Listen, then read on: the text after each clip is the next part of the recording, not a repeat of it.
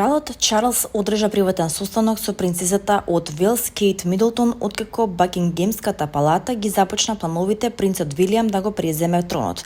Најавите доаѓаат откако кралот Чарлс помина речиси 1 година во борба со канцерот. Карциномот му е дијагностициран по операцијата во лондонска клиника на почетокот на оваа година и се уште се бори со малигната болест. Тај Чарлс има приватна средба за нејзиното назначување порано од очекуваното. Како што можете да замислите, врската меѓу двајцата е неверојатно блиска. Тие си беа утеха еден на друг преку нивните битки со канцерот. Ова е и причината поради која Чарлс се обиде да ја даде доволно простор да се опорави за неизбежниот момент кога тој и Камила ќе ја предадат палката, рекол изворот, пренесува Нью Йорк Пост. Во новата тужба поднесена против американскиот рапер Шон Комс, познат како Диди, неговиот поранешен вработен дава увид во контроверзните забави на некогаш познатиот музичар. Тужителот според наводите морал да чисти по неколкудневните секс забави. Филип Пайнс го тужи Диди за сексуална злоупотреба, сексуално вознемирување и секс трговија. Мажот ги опишува подготовките на хотелските соби за повеќе дневните оргии на Пи Диди со жени, кои што тој ги нарекувал ноќите на дивиот крал.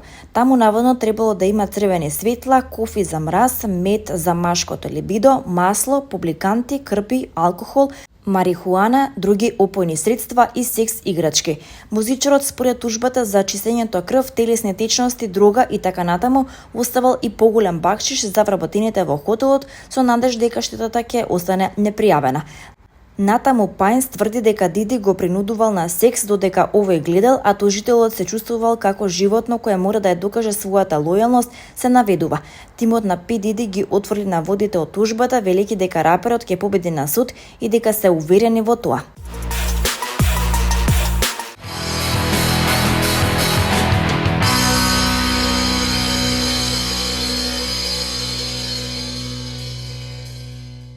Македонскиот долгометражен филм Стела, кој освои големо внимание на меѓународната сцена, сега ќе биде дел од образовните програми во Шведска. Ова признание е од исклучителна важност за македонската кинематографија, бидејќи филмот ќе се користи како средство за учење на македонскиот јазик и за запознавање со културата и природата на Македонија.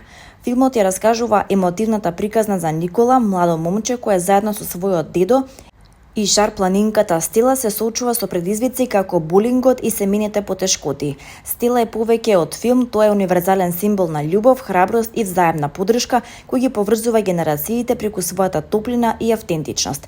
Филмот Стела е избран како едукативна алатка во шведските образовни центри заради неговиот визуелен и емоционален карактер кој го прави наставниот процес побогат и повпечатлив.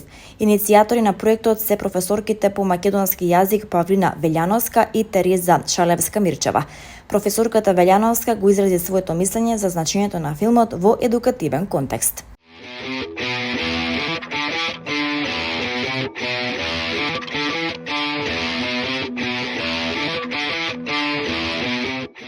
Оперските пејачи од Шпанија Ирене Палазон сопран и Хосе Луис Сола тенор ќе бидат гости на веселичарскиот концерт на Националната опера и балет.